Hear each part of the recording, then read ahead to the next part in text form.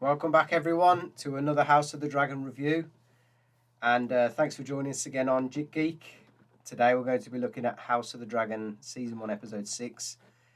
And it was a massive episode. There was so much that happened. And it almost felt like a new first episode.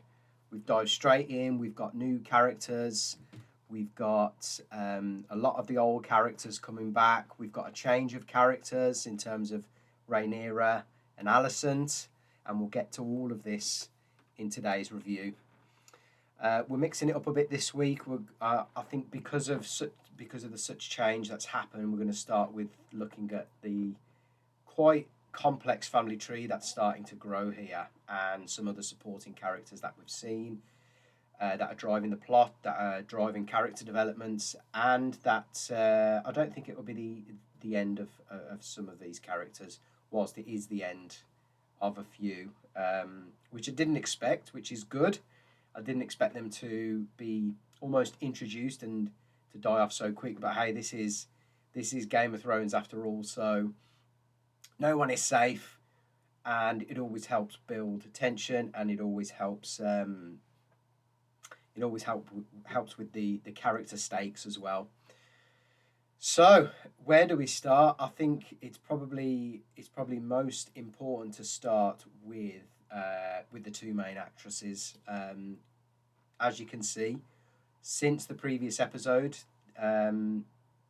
we've had a change in roster from young Rhaenyra and young Alicent to two of our brand new characters. Well, I say brand new actresses, and we're almost leveling up Rhaenyra and Alicent now to their older, wiser, more politically astute counterparts. And I think it's interesting that they've just changed these two and they haven't changed others, because whilst we've come to know and love all of the cast, I think the younger versions of Alicent and Rhaenyra have done an absolutely fantastic part to play, and it's a shame to see them go because they've done such a good job. So hopefully we get to see them either later on in the season again, or season 2 perhaps. I've heard some rumours that there will be coming back for some flashbacks maybe, and to develop the time gap between episode 5 and 6, or to fill in some of the blanks of where we've seen the story so far. Now, we start with another birthing scene, Rhaenyra in the middle here. We start with another birthing scene, and I think this introduces Rhaenyra in somewhat of a contradictory manner, because what we were left with in episode 5 was knowing that Rhaenyra was marrying for duty.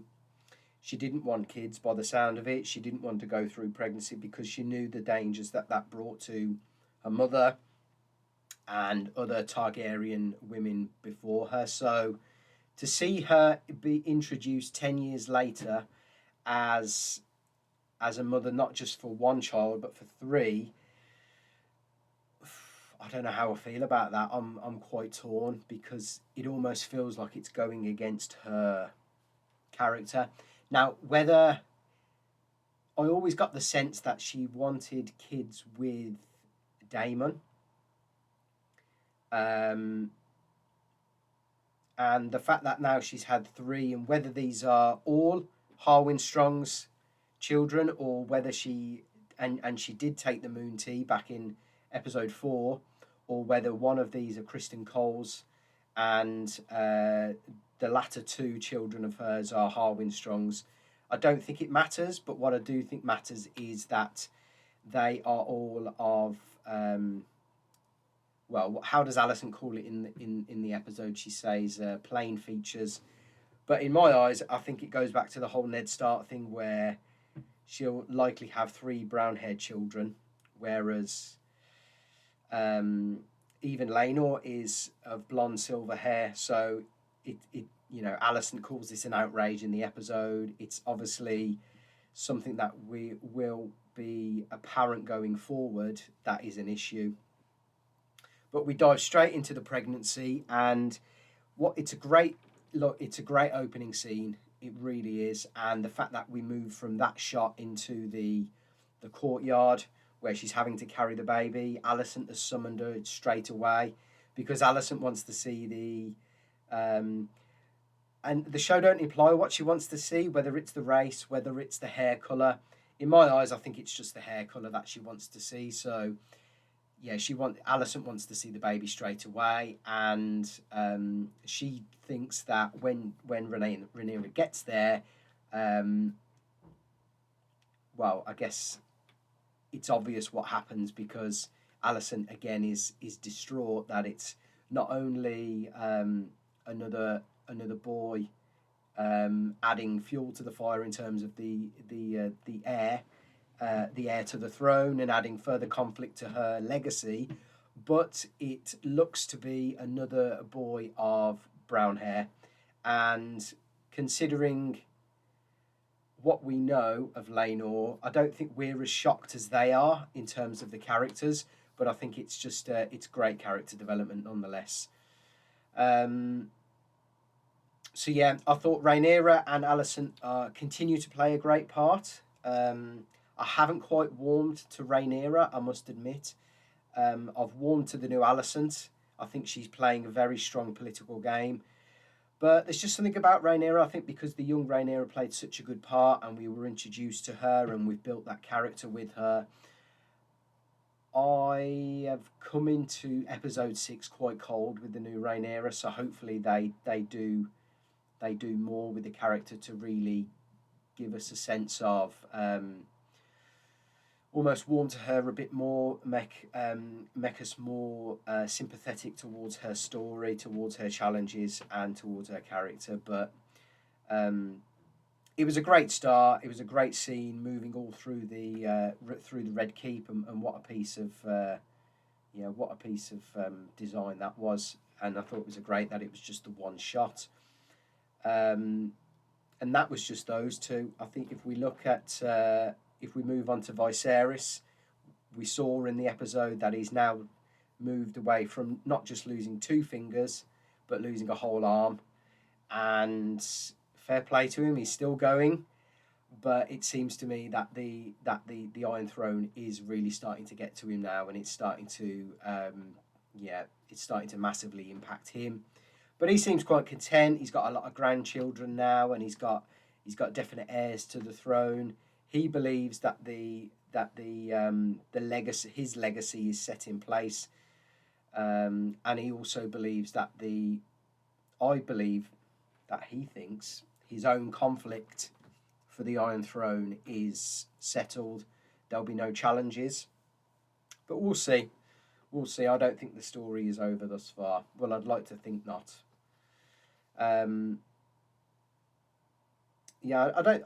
I don't think much happened with Viserys in this episode. I know we had the arm revelation, and he's just happy that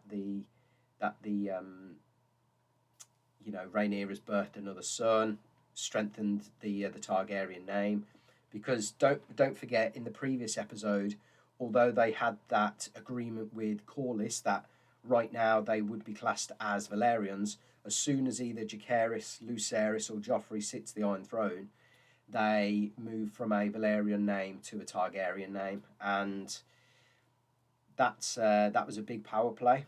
But equally, I think it's just solidified that a Targaryen will sit the throne in the future. What we also had was Viserys and Lionel having that dispute about Lionel, or not just Lionel, but Lionel's sons bringing shame to the name Strong, bringing shame to the household through the rumours that it's Harwin Breakbone Strong that is the father of Rhaenyra's 3 children.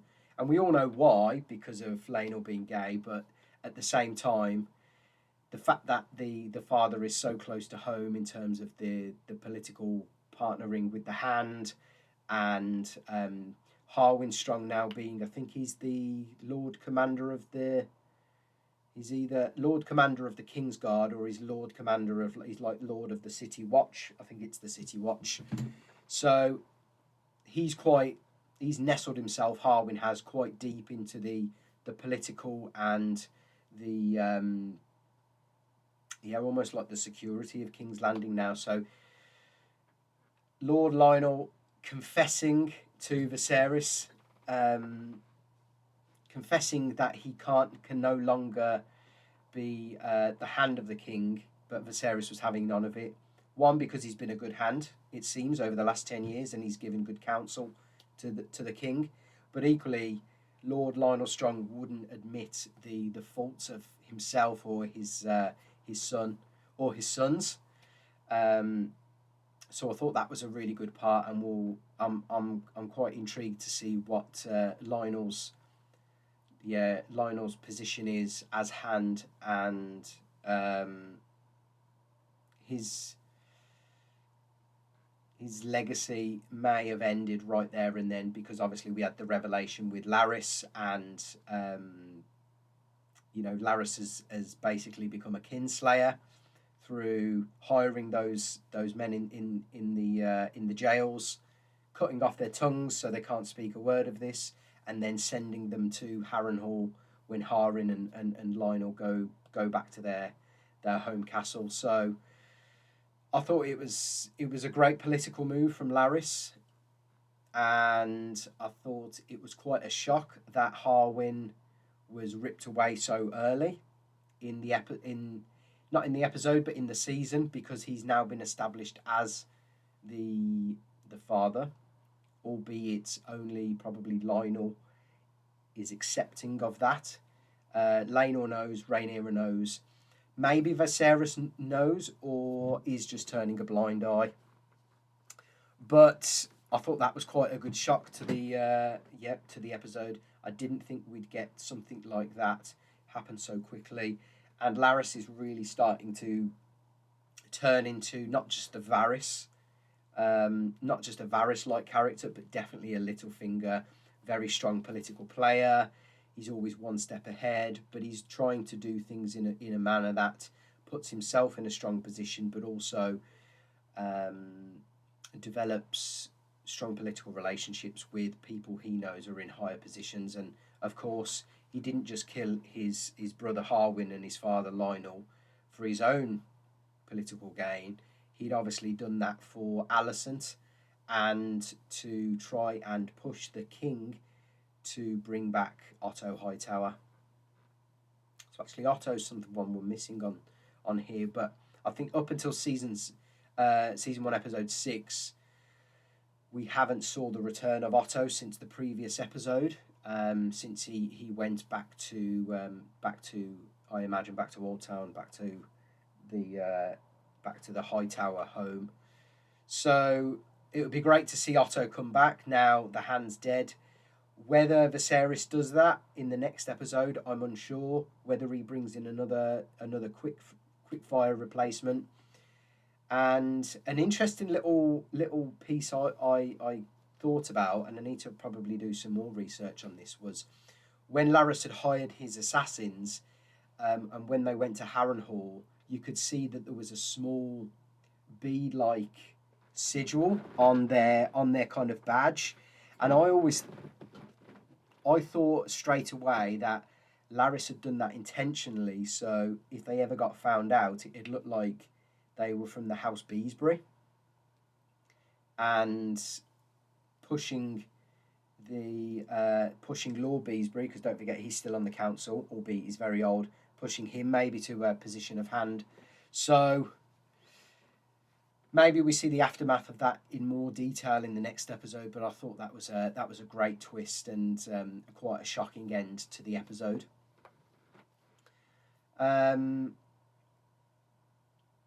Alicent, I mean, she started the episode really strong. You can see she's big on her political plays. She's trying to push the power of being the queen now more, and imposing that more on Rhaenyra. I mean, when she commanded Rhaenyra to bring the newborn baby back to her, she could have easily have gone to see her, Rhaenyra, and gone to see the new baby, but no, she's demanded Rhaenyra to come back to her. So I thought that was an interesting power play, and she's really really tightening the screws now on her political power, that she's been granted by marrying Viserys and giving him three potential heirs maybe later on in the season. But you can see the difference now in the role Sir Criston Cole plays. He's very bitter towards Rhaenyra and Rhaenyra's children. He's very friendly. He's very open and honest with Alicent, and it's quite similar to how he was in episode 5 when Rhaenyra obviously rejected him on the boat, and then Alicent saved him from committing suicide in the Godswood. I think that relationship will grow. I don't think it will be a romantic relationship, not yet anyway. Depends how they go and depends how they transition their relationship from the books. But there's definitely been a twist of fate for Criston Cole. He was saved by Alicent. He was obviously pardoned by Alicent because, don't forget, he'd basically killed the king consort as part or sworn sword, and I do believe he struck Laenor in the previous episode as well. So there's all these videos online saying why wasn't he punished, etc. So I just think he just got the Queen's pardon, and it was almost, if you're pardoned from your acts in episode 5, you've now got to be the sworn protector of the Queen moving forward.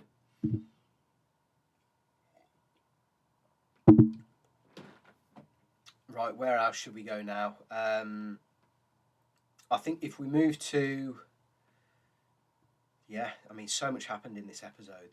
There's just so many little intricate details we need to talk about. But I think if we move to Alicent's children and the scene with Harwin, with Criston Cole, with the children in the Red Keep, in the fighting sort of area when they were doing the practicing. I thought that was a really good scene, and it established that not only is Harwin he's very protective of his own children, because he knows definitely.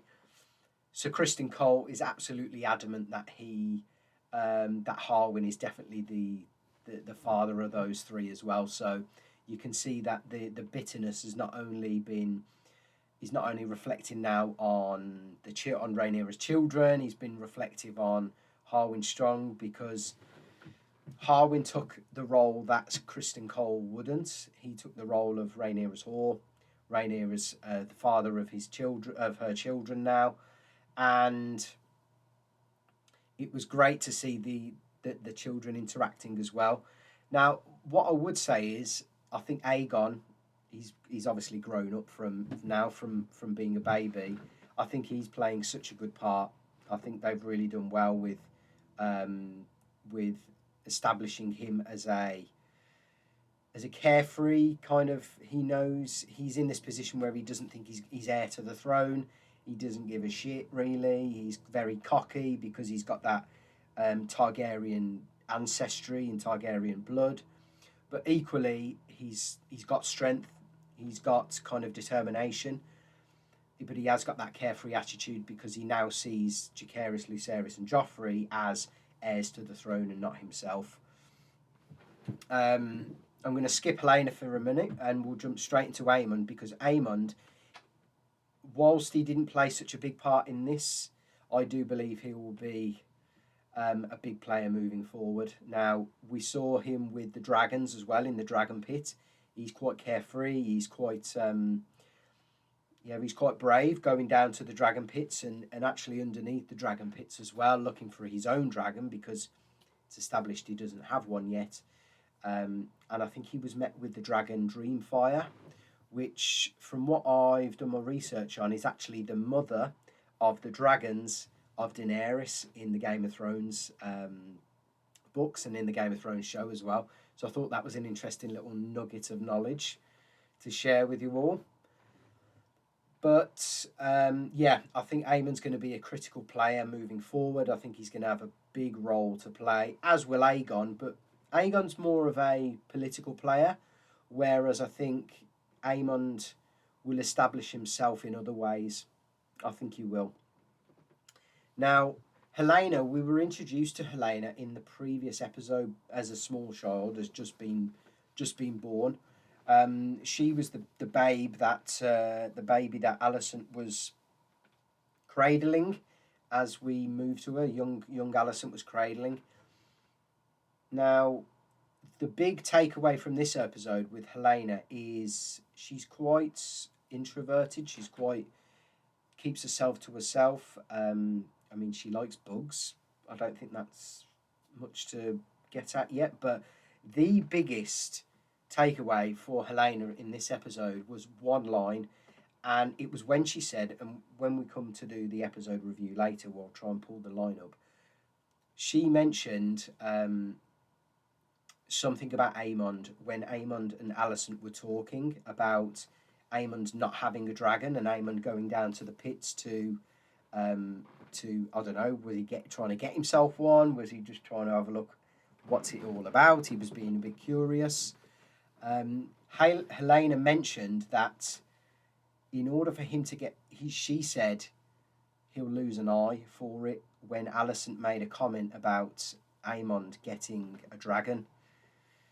Now, we'll revisit that, like I said, when we move on to the episode review, but I thought that was a really interesting line to drop in. Is it prophecy? It's not prophecy, but is it like Helena having these dreams? Is it a vision? Is it something that will come to pass? I think we'll have to wait and see for the next episode or episodes. Now let's go over to the left-hand side here and move on to Damon, who we were introduced to him in Pentos, and it's clear that he's now, in the last 10 years, he's married Lena Valerion. They've had 2 children, Baela and Rhaena. These names are getting a bit too much, but nevertheless, he's had some children. So I think that's kind of done a couple of things here. We saw Damon and Lena in the previous episodes having a bit of flirting, dancing, etc. at the wedding of Laenor and Rhaenyra, and now they've obviously took that one step further. But I imagine Damon's done this for 2 reasons. Damon's done it because A, he's settled, because he knows he really can't have Rhaenyra, or at least not at this moment. He's done it for political power. He's done it for his own, keeping the bloodline and the Targaryen blood pure, keeping the future of the Dragon Riders. But equally, he could have done it as well for a political gain as well, because he knows the Valerians are still a power player in this Game of Thrones and in this whole political drama we've got going on. So I think he could have done it for political gain as well. For me, though, it's clear that he's not in love with Lena. He's and whilst Lena's pregnant again, and we'll get to that in a minute, maybe he's pissed off because he's settled. Maybe he's pissed off that she hasn't birthed him a son. And I get the impression every man wants a son in this show, just to continue the legacy, just to continue the name, just to continue the the power that they've amassed and give it to their children for them to be king or prince, etc., etc. So I think Damon looked a bit pissed off. He didn't look like he loved his wife. I think we've established that he likes his children and he loves his children. I know one of them mentioned, I think it was Rhaena that mentioned, "Father ignores me because I don't have a dragon." But I think we'll see more of him in the next episode. And what was interesting is one of the scenes that's been going around, like the socials, is Damon of him clutching at his two daughters when Lena put herself to the torch and killed herself because she'd not been able to give him his 3rd child, and then proceeded to go to her own dragon. I think what's her new dragon? What's her dragon's name? I think it was Vaymax. And basically the dragon burnt her to a torch because that's what she'd asked for. Now that doesn't correspond to the books.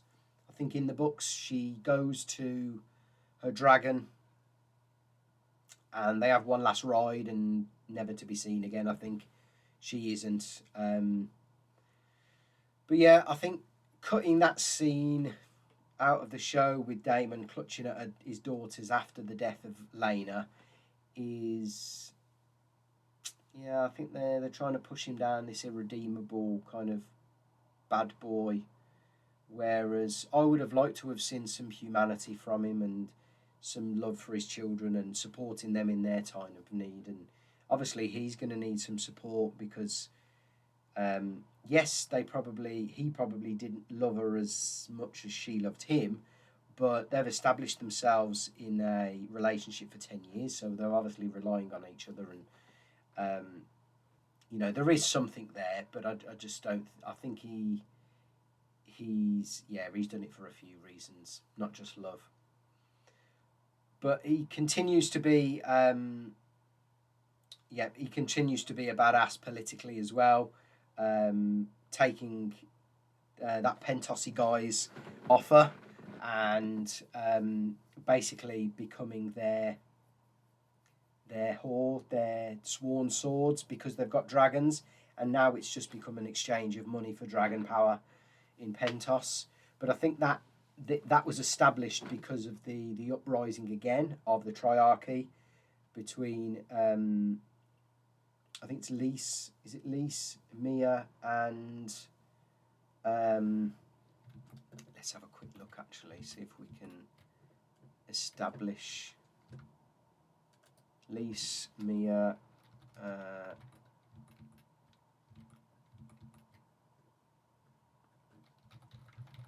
House of the Dragon triarchy.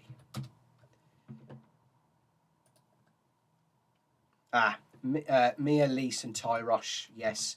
So within the map, Pentos sits quite close geographically to those three in the triarchy, and I think they're looking to protect themselves with Damon and Lena and Baela's dragons now as well. So I thought that was an extra layer of political intrigue. We're expanding again, which I like. I like that we're not just sitting comfortably on Dragonstone or in King's Landing.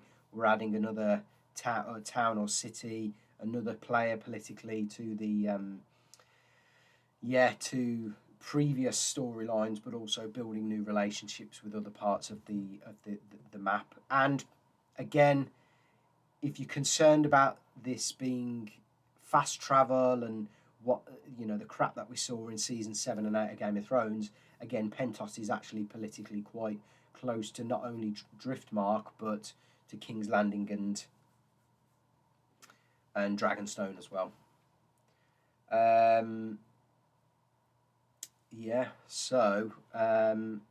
think we've dotted about the main elements of and recap the main parts of the story. But I think the big one was one of the big changes was Rhaenyra basically packing her bags and going back to Dragonstone.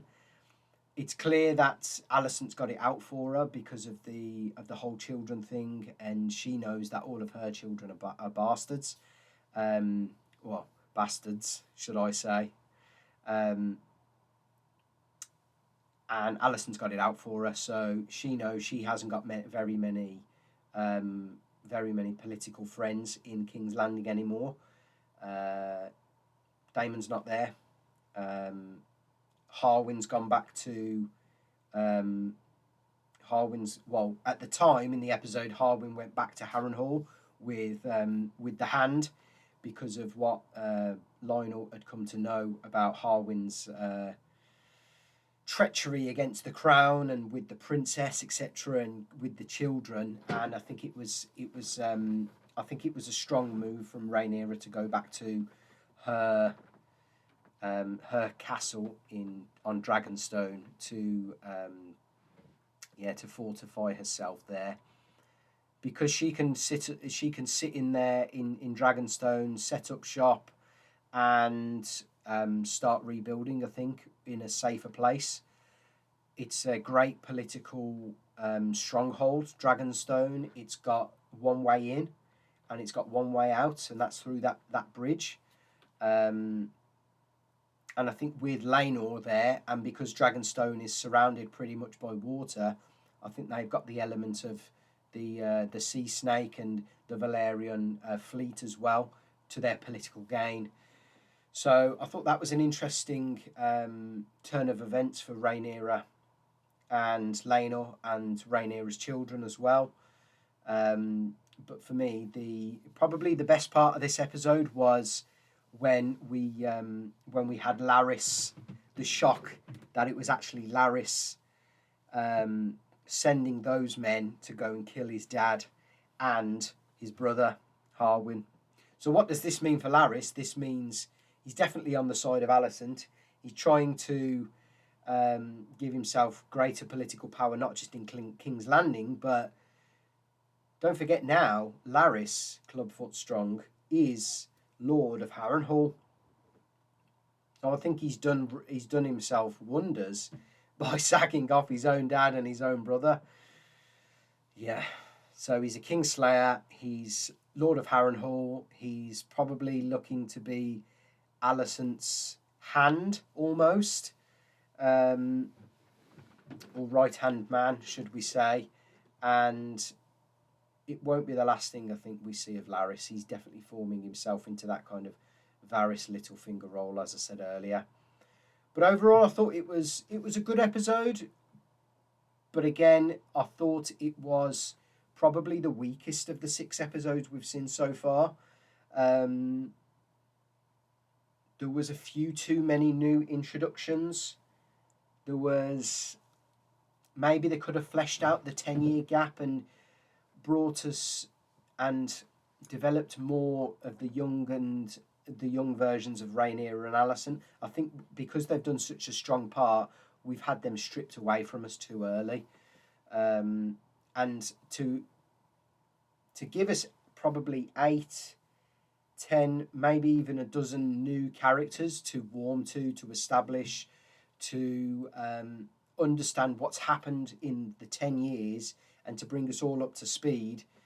Yeah, I think it was one of the weaker episodes, if not the weakest episode so far. But I like the fact that they've kept on with Damon.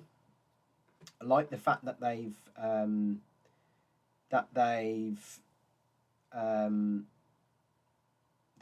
the time jump. I'm not saying the time jump was a bad thing, but I'm saying that there was a potential and an opportunity for them to fill in more of that 10-year period. Now, in the books, I know that within this 10-year period, not much happens. And I think we're brought up to speed very well. But considering when we're introduced to, like I said, 8, 10, 12 new characters, or not just new characters, but new faces, it was a bit much. It was a bit much to take on in the hour. And not only that, but establish new threats, new political relationships. But I don't, like I said, I'm not saying it was a bad episode. I just don't think it was as strong as what we've had so far. I would say young versions of Alicent and Rhaenyra at the moment have done a better job, but that's probably because we've seen more of them compared to their older counterparts so far. I think what we'll do is we'll move into the episode, and we'll have a quick blitz through some of the big parts of the episode. Let's just get ourselves prepared.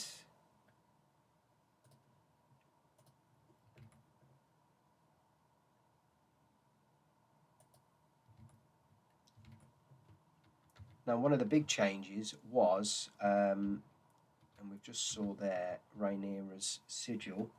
It actually splits into the three, and because she is the heir, they've added the extra element now of those three being the her three children, Jacaerys, Lucerys, and Joffrey as well. And something actually I didn't pick up in the opening review is that little part where we had Rhaenyra and Laenor squabbling over the children's name, and he just comes straight out with Joffrey. Bit of a kick in the teeth for Rhaenyra, not having obviously not sticking with a very Targaryen name, and obviously it throws. I think that name will have some political implications later on down the line. But I like the fact that they're adding the lineage to the opening montage. I thought that was good. But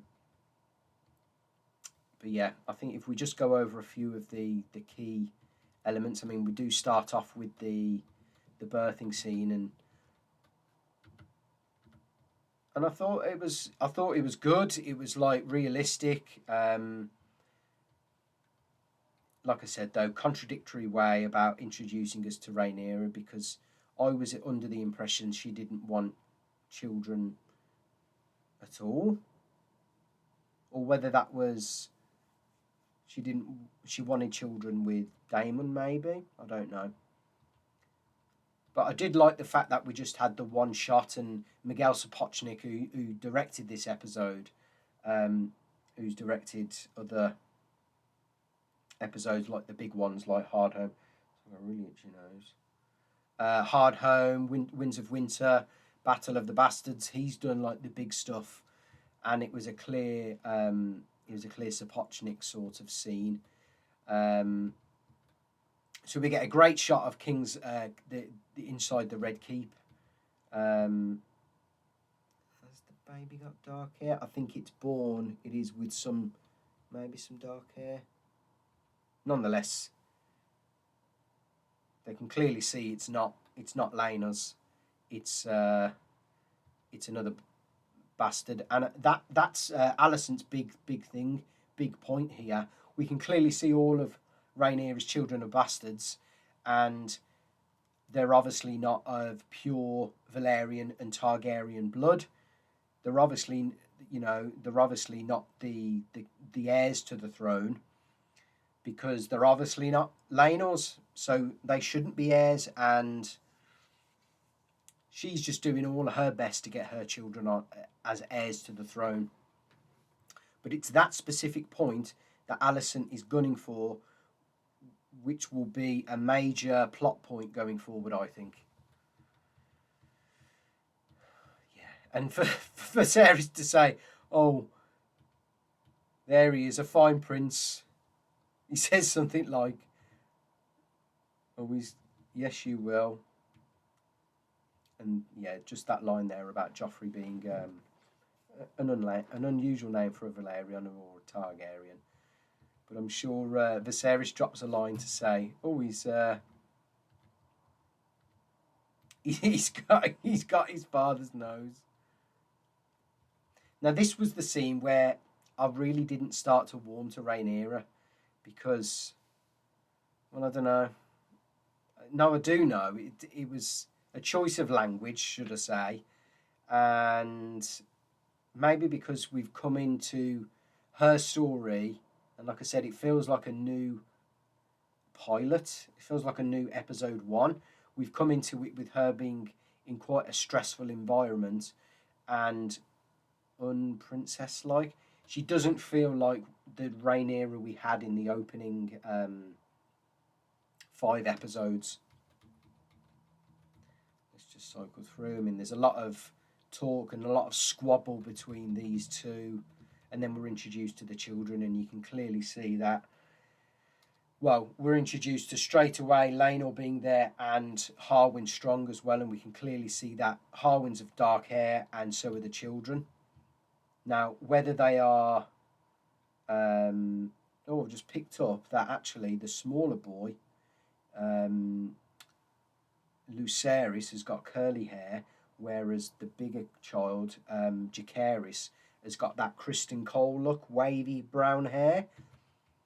I don't think she took that moon tea, and I think that older child is Kristen Cole's, not Harwin's. Nonetheless, they're all bastards, so in Alicent's eyes, they're not heirs to the throne. More about now.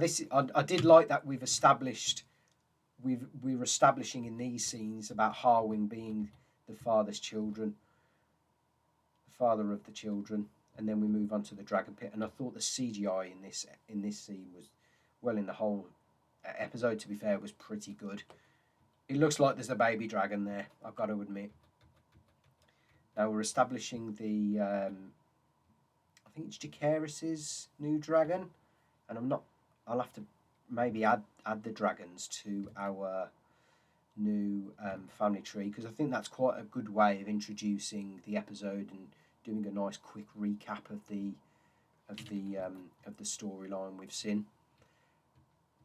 Yeah, so this is Jacaerys's dragon, and he just really wants to get to the part where he gets to burn the goat. And I love goats, and it's a shame that we get to see a goat die.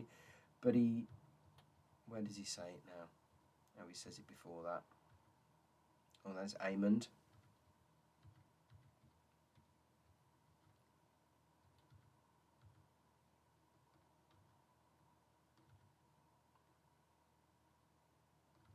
Oh, he must say it before then. There we go. Vermac saying Dracarys. I mean, that legendary word from Daenerys. I thought it was a great way of introducing the children. They're growing up together. They're getting older together. They're going through kind of the parts of boyhood together with the dragons, and they've all got Targaryen blood, so they're all going to be dragon riders or potential dragon riders. But we can see Ayman, he's looking a bit brave, and he gets himself down into the dragon pits. And like I said, I think we're treated to... That's a bloody brilliant shot, that is. Yeah, treated to dream fire, and he's off skis. He don't want to get burned. Now, let me see. When we get this interaction, and it's a nice interaction between Alicent and Helena. Helena's grew up now, but it's this interaction here between Ayman and Alicent where Helena's most important line in this whole episode. We get it. The last does no rings. She says it soon, but it was a pig. There we go. You'll have to close an eye. I know it. No spoilers here, but this is something to look out for in the coming episodes. Mark my words. And then we're brought back to Viserys and his ever-growing model of what probably is Valyria. I'm quite convinced it's Valyria now. And establishing now that although they've got some love for one another, it is a very politically charged relationship they've got going on now. And this is the part where Alicent suggests to the king to have one child like they've had is a mistake. To have three is an insult, and she's implying the fact that it's clear that all three are bastards and not of Laenor and Rhaenyra. But they do drop a line in that Alicent again is conscious to the fact that Laenor's gay, and he obviously can't or won't produce heirs with Rhaenyra, sorry. Viserys is having none of it, though. He really doesn't care. He just wants to sit in his chair now, watch his grandchildren as he does later on in the episode, and live his last few years with his family in a good position politically. His legacy is in a good position. The dragons are in a good position. The realm isn't really under that much threat. I know we've got the triarchy increasing and that threat, but it's in a pretty stable space. Yeah, we've got Alicent and Kristen Cole just establishing their relationship. Now, I thought that was brilliant. That was funny. That was what he's doing. Aegon, not so much a baby anymore.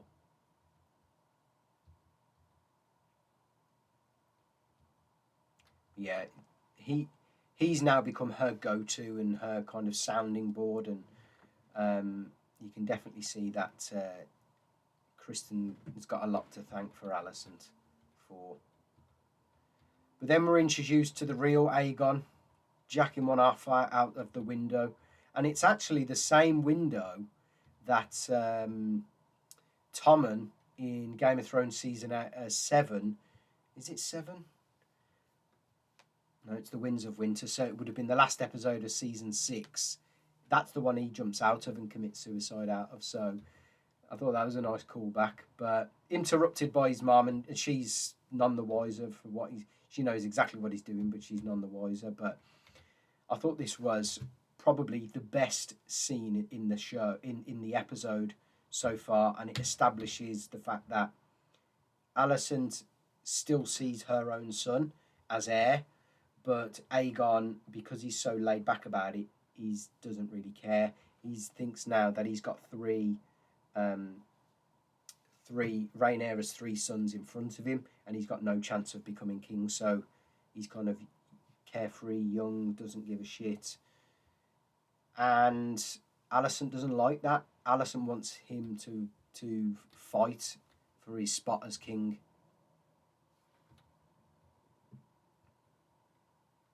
But it's great how she also, and that's just reminding me, that line, that he's a threat to Rhaenyra's 3 children. He's a threat politically because he's obviously he's the first son of the king, the first the first grown son of the king.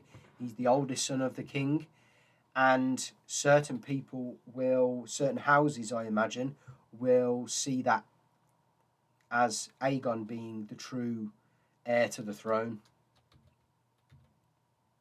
Alicent being one of them, by the way. And that's just that line there, "You are the challenge," sums up the whole political thing about Aegon versus Rhaenyra and Rhaenyra's children. But I thought this was a brilliant scene. Now I thought this was a bit flashy with the 2 dragons, and we move into the I think they're doing some sort of like moving into like a dragon show for the Pentoshi people, because they're obviously being hosted by this Pentoshi guy, and I can't really remember his name. I think we're giving his name.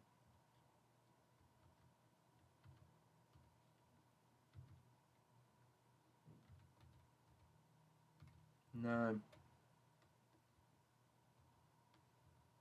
We get some nice backstory about the Targaryens of days gone by, though, helping the Pentoshi in a war with Lys, which is good, and obviously Lys being now part of that triarchy again. It's they're kind of going back to relationships gone by, and they make a nice toast to Aegon the Conqueror. But it's clear that Lena's getting a bit homesick. That's Lena, all grown up now. She's getting homesick, and whereas Damon's just after a bit more gold, and he's happy to be away from all of the politics, all of that bullshit, all of the drama that comes with being the brother of Viserys, the another potential threat to the Iron Throne. He's glad to get rid of all that, and to be out of the way, and just to be useful, and just to be in this transactional relationship with the this Lord of Pentos. So yeah, I think it's quite an interesting turn for Damon's character. What we're also given, though, is interestingly, we're also given the fact that the Triarchy now are teaming up with Dawn, and it's interesting that Dawn at this point in the story is not under the rule of the kingdom of the king. So it's actually Viserys is actually only only rules 6 of the 7 kingdoms. Dawn at this point has resisted being taken over, and that's why I think the Triarchy are partnering with Dawn, because they are both in conflict with the throne, and they both see themselves as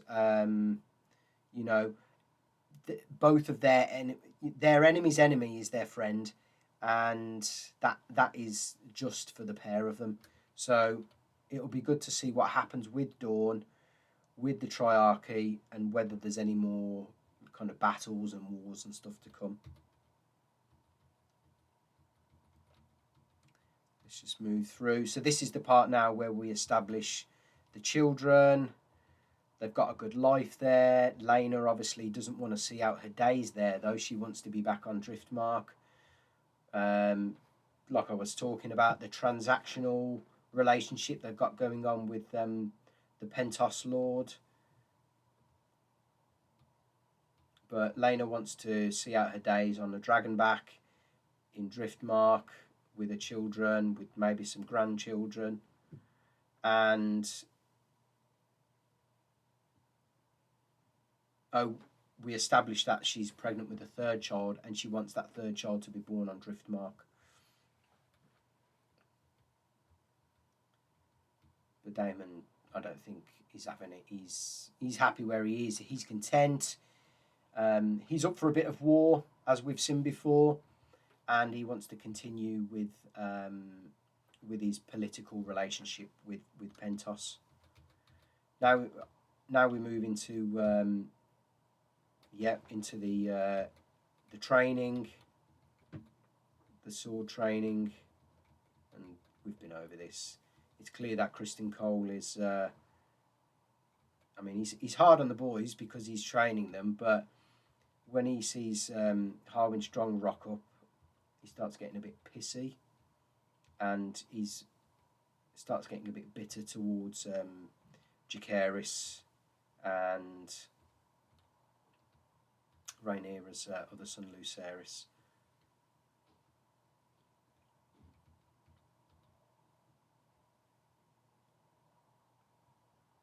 I thought that was an interesting line where he starts throwing it back in Harwin Strong's face that he kind of knows that he's the father towards her cousin.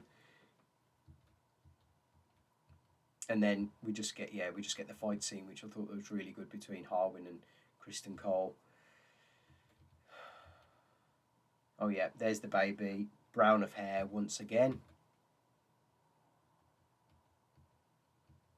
And this is where we get the scene with Lionel basically confronting Harwin that he knows he is the father of Rhaenyra's sons, with Rhaenyra listening in, and obviously it's evident that he is the father. Viserys is obviously taking a blind eye, but Lionel can't. He can't.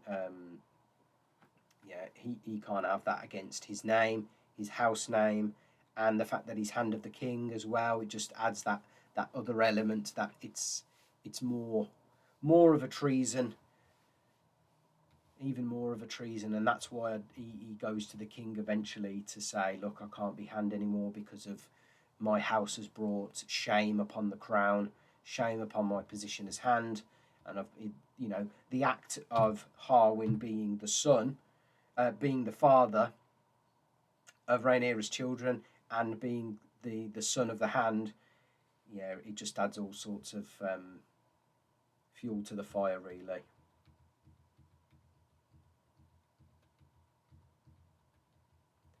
Now, what we get here is Laenor wanting to go to war, but Rhaenyra has to basically put her foot down and say, "No, I want you here because I've got barely any political friends," and she feels vulnerable. And I think ultimately that's why later on in the episode she packs her bags and moves back to Dragonstone, because she feels safer there. But they have established very well that both of them have adhered to their part of the bargain that they set themselves in episode 4 and 5, i.e.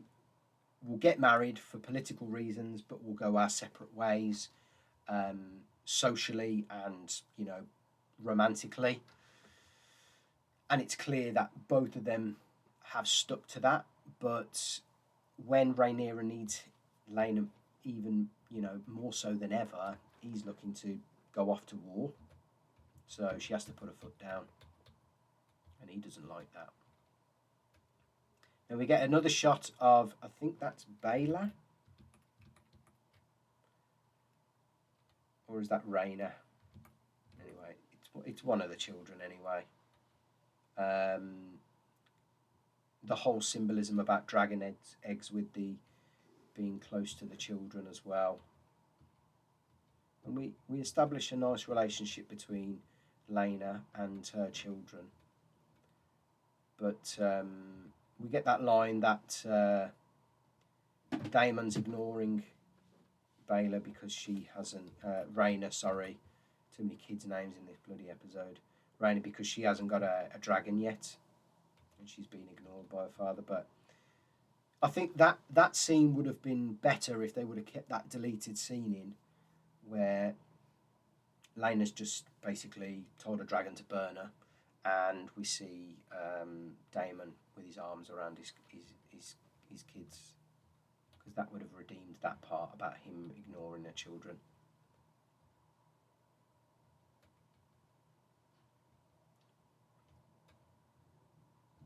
So this is where we get the news that Laenor sent word to Damon and Laenor about the birth of their new son. It doesn't obviously resemble them. And then we push forward with the whole Pentos war with the Triarchy and Dawn now as well. And we're treated to our first King's Council with the new Alicent and the new Rhaenyra all grown up. And they're both key players now on the council with their own kind of spheres on the table. What we're also treated to is the new Maester, and for the life of me I can't remember his name, but it's clear that Maester Mellis, it's been 10 years and Maester Mellis has passed, and he's been replaced. Who we also have on is Lord Beesbury, still on the council, and this is Jason Lannister's brother, Lord... let me get his name.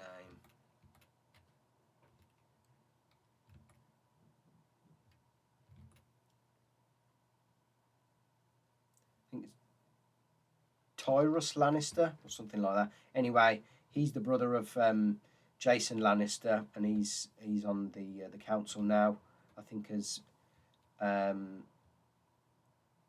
Corlys Valyrian's replacement, from because he's obviously off skis now. He's had enough to do with the king ever since he snubbed his daughter for Alicent.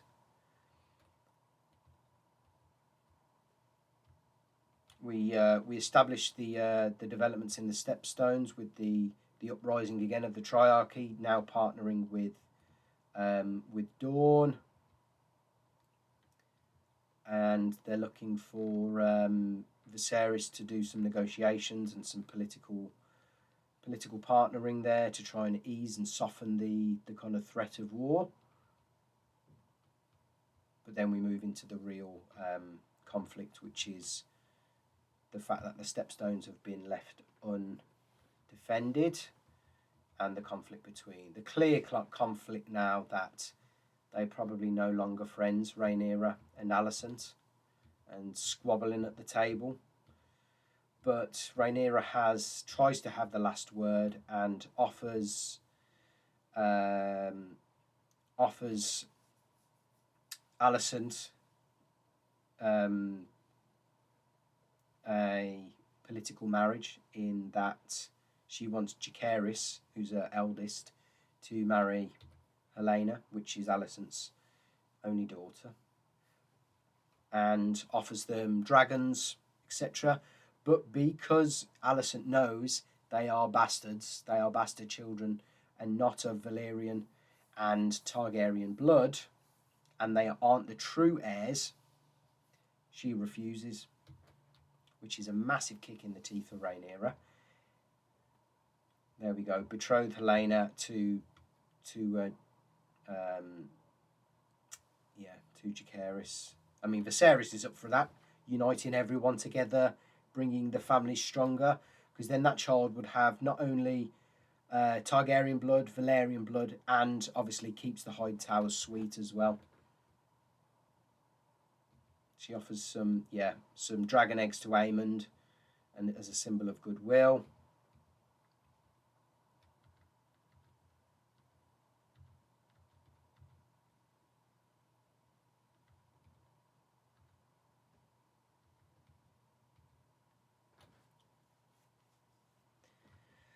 We clearly know what considerate duly means. It means that they ain't gonna consider it at all.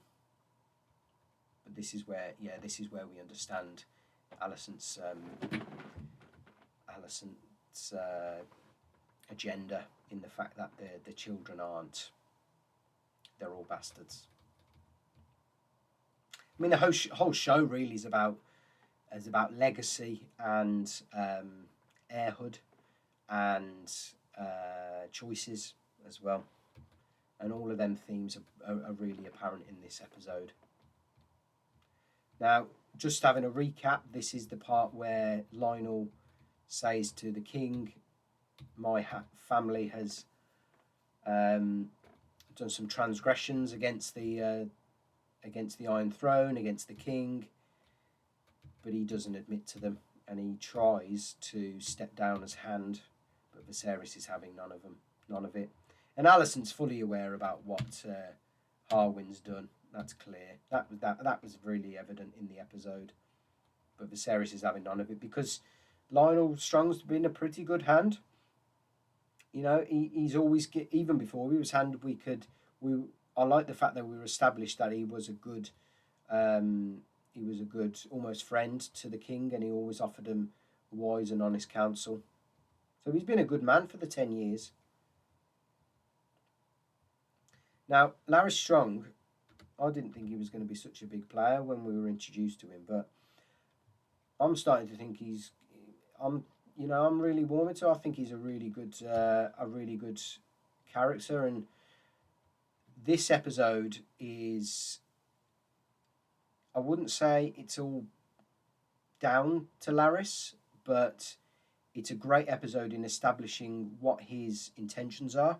He's ambitious, and he sees Alicent as the stronger player here in this Game of Thrones, and he's, as we established in the previous episode, he's trying to kind of worm his way into her council, and plants another seed in her head that if Lionel was to be removed as hand, she could get Otto back, her father, as hand of the king again. Secondly, if Harwin was taken care of, that would allow Alicent, I guess, to get back at Rhaenyra for having bastard children.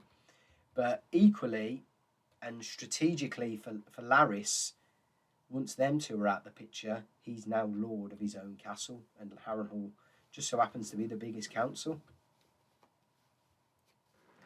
he also goes down the kind of the track now that his father can't give honest and unbiased counsel to Viserys because of the transgressions that has been brought onto his family and his badge and his house from Harwin and what he's done with the princess. And obviously he offers an alternative to then bring Otto back. But this is when we move into Larys's master plan. He's getting a few of the lads from the crypts, not the crypts, the kind of the prisons in the Red Keep. Cuts the tongue out so they can't say anything, and well, we'll get back to what he does shortly. Now, I thought this was probably the weakest scene in the whole show so far. Yes, we're left with the same dilemma that Viserys was in the first episode, that and Damon finds himself in at the same crossroad. Do you save Lena or do you save the child? And Damon goes with saving Lena.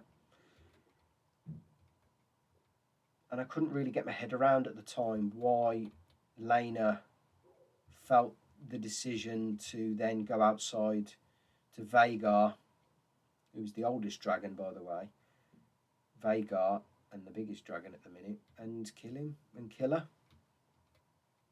And you can clearly see the dragon. I mean, it's great CGI because you can clearly establish that the dragon doesn't want to kill her. But I did think it was good that as soon as Vhagar torches Lena to death with the fire, Damon comes out and witnesses the lot, and he's very, very taken back by that. But I thought the decision to do that was a bit weak and it was unjustified. I mean, why not just carry on? Maybe it's guilt. Maybe she knew she was having a boy. I don't know. I was a bit confused as to that scene. Now, the final part of this episode, we start with another very family-orientated scene with Harwin having to move back to Harrenhal. And it's evident now from this scene that he's clearly the father to at least 2 of the 3 children. And he's going to be a stranger when they meet again. Well, I'll have you know, Rhaenyra, he'll be dead in a few moments. But he's having to move back because of what Lionel thinks is the best course of action for him. And then we get the revelation that Jacaerys asks is Harwin Strong my father? Now, I don't think he is. I think Jacaerys' father is Criston Cole, and Rhaenyra didn't take the moon tea in episode 4. Yes, you are a bastard, son. I mean, you are a Targaryen, but yes, you are a bastard to Harwin Strong. And I like the fact that she didn't lie to him. She didn't say no, because he is a Targaryen, really. But at that point, she knew she's starting to lose some strength politically. Harwin and Lionel have now gone back to Harrenhal. She can't make peace with the Queen. The Queen has now got Larys on her side. And really, her only political strength is the fact that she's obviously the princess, the heir to the throne, but her only political friend she's got is Laenor and the Valerians, and his father Corlys is nowhere to be seen. So she basically says, "Get your boyfriend, mate, and pack your bags, because we're going back to Dragonstone." And this is the scene where Larys's men from the prisons go and do the dirty on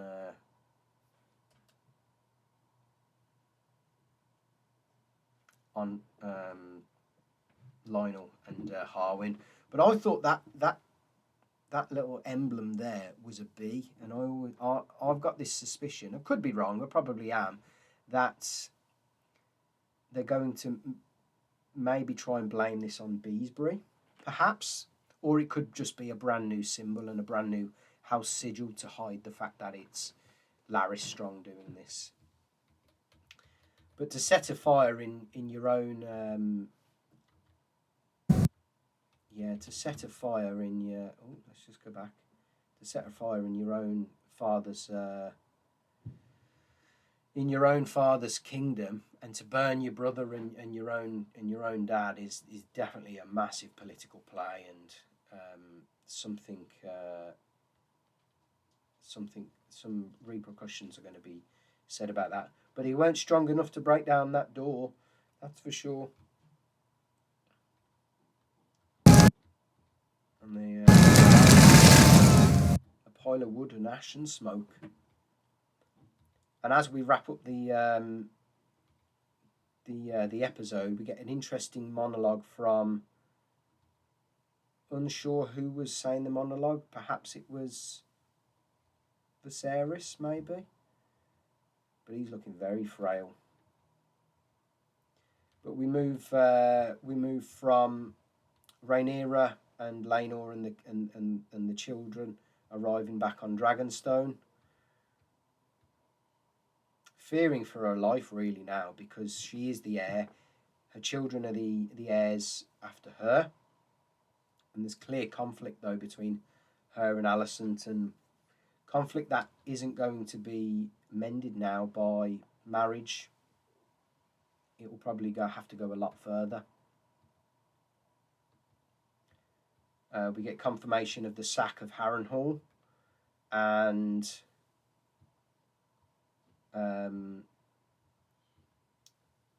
the aftermath of the fire of Harwin and Lionel, and it's established that they've both been killed in the fire. And then we just tie up the loose ends with Damon and his children, and this is the scene where he embraces his daughters after the death of their mother, and then we get probably the second best. I think this is the second best scene in the episode. Larys confronting Alicent and confessing that it was him, in order to. The Queen makes a wish, and it's his command to do it. Now, this is obviously not something that she wanted, but it's obviously benefited Alicent very well politically. And at the same time, it's benefited Larys politically, financially, etc. And there we have it. Now, like I said at the start of the episode review, I thought it was a good episode. I haven't warmed to Rhaenyra. I thought there were too many characters introduced. Maybe the pace was a bit too much, and they were trying to cram far too much into this episode as well. But it did have its positives. I thought Larys is being introduced and established now as a real threat and an interesting character. The older version of Alicent is playing her part and is doing a very good job. I like the fact that they've brought the Dornish into it now, and re-establishing the threat with the Triarchy. I like that we're expanding the where we are in terms of the map. We're going to Pentos. We may even go to some of the Triarchy locations later on in the season. I do like the Ayman and Helena. I thought they've been introduced as strong characters. And I'm looking forward to the next episodes. Unsure, it doesn't look like we're getting much of a time jump in the next episode, but from some of the trailers, etc., and some of the other scenes we've seen, it does look like we will be seeing more and more time jumps as the story progresses. So I hope you like the review. We had a quick fire version of the review with the family tree, just to establish just to establish where we were and bring ourselves up to speed with the new characters, the new faces at the start of this episode. I hope you like that approach. I'll probably be looking to adopt that more going forward in the season as we get new faces and maybe some additional characters. And as characters obviously drop off, die, pass away, etc. If you did like the review, feel free to like, share, subscribe, comment down below. And I'll see you for the next one. Thanks again for joining. Cheers. Take care.